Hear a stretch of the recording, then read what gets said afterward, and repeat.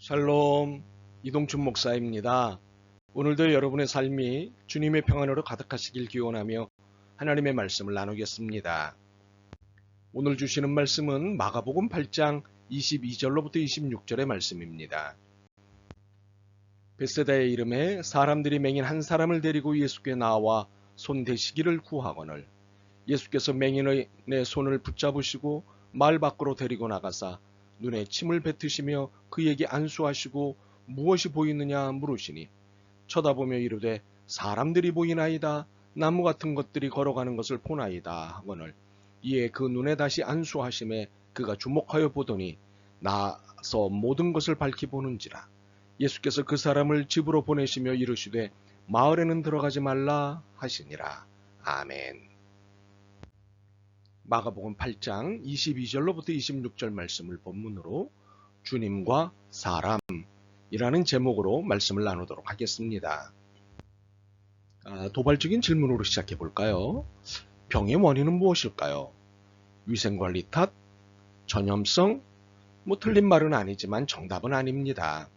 병의 원인은 바로 죄입니다. 인간이 범한 죄가 병의 시작이고 죽음의 시작입니다.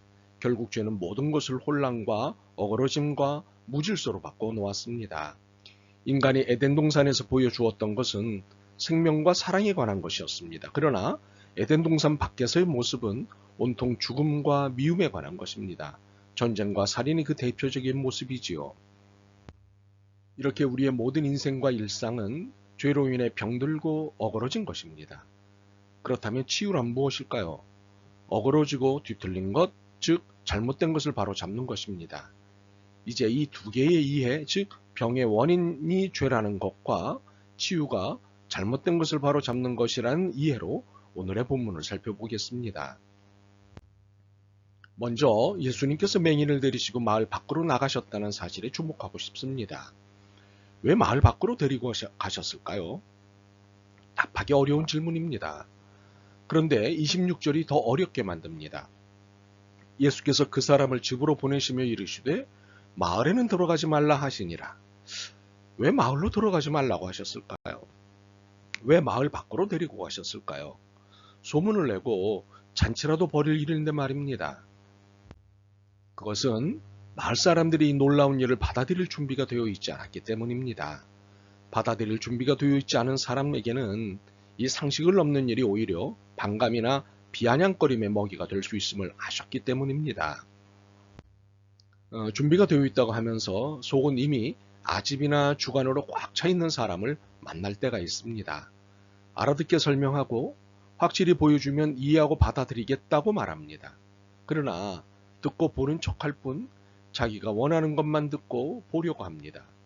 그러므로 상대가 이런 모습을 보이면 얼른 입장 정리를 해야 합니다. 요만큼만 말하고 요만큼만 보여줘야지. 아쉽지만 이것이 선입니다. 다음으로 예수님께서 그의 눈을 뜨게 하신 후 하신 질문에 관심을 갖고자 합니다. 23절에 무엇이 보이느냐는 질문입니다. 이 질문에 질문이 하나 생깁니다. 왜 이것을 물어보셔야 했을까입니다. 예수님께서 보이게 하셨으니 보이는 거야 당연한 것 아니겠습니까? 그런데 보이느냐고 굳이 질문할 필요가 있으셨을까요?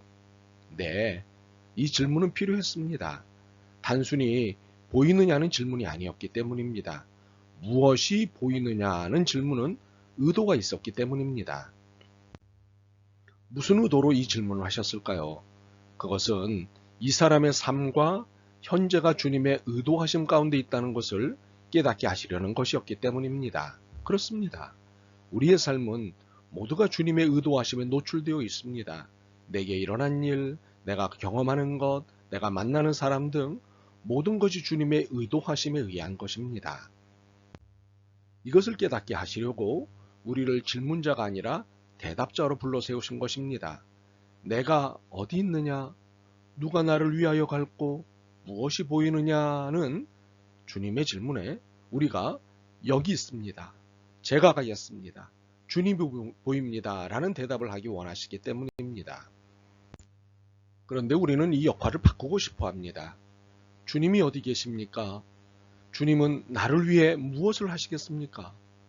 주님, 제가 보이십니까? 그리고는 이에 대한 답을 주지 않으신다고 삐칩니다. 과연 우리를 지으시고 보내시고 살게 하시는 주님께서 우리의 질문을 받으셔야 할까요? 아니면 우리가 그분의 질문을 받아야 할까요? 사실 우리의 질문의 대부분은 겸손하지 않는 질문입니다. 자기 생각으로 주님을 조종하려는 불손한 의도를 지니고 있기 때문입니다. 사실 이런 것은 질문이 아닙니다. 요구이고 협박입니다. 궁금해서 드리는 질문이야 무엇이 문제이겠습니까? 문제는 요구하고 협박하는 질문입니다. 그렇다면 건강한 영혼과 신앙을 위해서는 질문이 아니라 대답을 드려야 합니다. 그러므로 주님이 우리에게 하시는 질문의 의도는 분명합니다. 그것은 내가 너를 왜 낳게 했는지 아느냐입니다. 치유의 이유와 목적을 아는지를 질문하시는 것입니다. 우리의 인생에서 만나는 일들 중 의문과 의심을 사는 일들이 죄복됩니다. 그때마다 우리는 주님께 질문을 합니다. 왜 이렇습니까? 왜 저입니까? 그러나 이것이 주님이 던지시는 질문이어야지 내가 해야 하는 질문이 아닙니다. 이 일이 왜 일어난 줄 아니?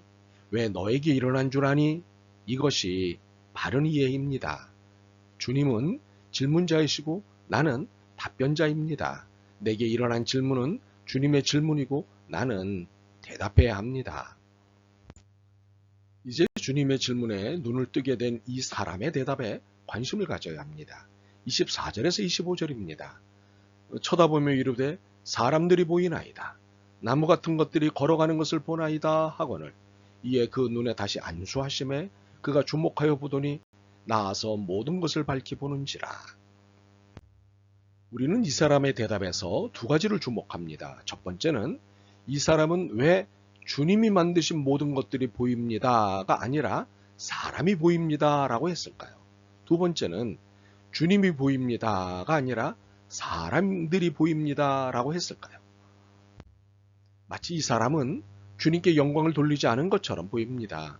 보이는 것이 주님이 만드신 것이라든지 주님이라든지 했어야 바람직하고 예의 바른 대답이 아니었겠습니까? 그런데 이 사람은 사람이 보인다고 했습니다. 왜 그랬을까요? 문제가 있는 대답일까요? 아닙니다. 이 사람은 주님이 그에게 바라시는 대로 보았습니다. 주님이 그에게 보게 하신 것은 사람이었습니다. 처음에는 흔들거리는 사람들, 두 번째 안수 후에는 흔들거리지 않는 사람들을 보게 하셨습니다. 여기에는 깊은 의미가 있습니다. 처음에 흔들리는 사람을 보았다는 것은 죄로 인해서 일탈된 사람의 모습을 보았다는 뜻입니다. 그리고 안수 후 보인 사람은 정상적인 사람이 무엇인지를 보게 됐다는 뜻입니다. 설명이 좀 더 필요할 것 같습니다. 사람들의 삶은 기본적으로 죄로 인해 삐뚤어진 상태입니다. 그리고 이러한 사람들의 상태는 전염되어 우리들의 삶에 깊은 영향을 미칩니다. 그래서 사람들은 마음이 뒤틀려져 있고 사나워져 있습니다. 인정도 없고 정의도 없습니다. 반면 예수님을 만난 사람은 영혼의 치유를 받은 삶입니다. 이제 이전 것과는 다릅니다. 그래서 이전과 같은 상태로 살 수는 없습니다. 죄에서 영혼의 상처에서 구해주신 주님의 은혜를 입었기 때문입니다. 그래서 조금이라도 바르게 보고 바르게 살아보려고 애쓰게 됩니다. 바로 이것이 이 사람의 눈을 뜨게 해주신 예수님의 거룩한 의도이십니다. 옳지 않음과 옳음 둘 다를 보고 어느 삶을 살아야 할지 깨달으라고 하시는 것입니다. 그리고 주님이 원하시는 사람의 삶을 살라고 하시는 것입니다. 사람을 돈으로 환산하는 세상, 왜곡된 사상, 소수가 지배하는 의식들과 같은 삶을 따르지 말라고 말씀하시는 것입니다. 결국 주님을 통해 세상을 읽고 주님을 따라 세상을 개혁하고 주님의 뜻을 따라 세상을 진보시키라는 주문이십니다. 이것이 오늘을 사는 우리의 몫이고 사명입니다. 아멘. 주님, 돌이켜보니 불만 가득한 표정으로 왜라고 질문했던 못난 모습이 생각납니다. 주님의 질문에는 한사코 대답하지 않으면서 저의 질문에 답하시는 그 답은 못 들은 척했던 못난 모습이 생각납니다. 용서하옵소서. 옳은 것을 바르게 보게 하옵소서. 사람다움이 무엇인지를 고민하며 대답하게 하옵소서. 이 땅에 정의로운 한 사람으로 살게 하옵소서. 예수 그리스도의 이름으로 기도드립니다. 아멘. 오늘도 여러분의 믿음과 삶을 응원합니다. 사랑합니다.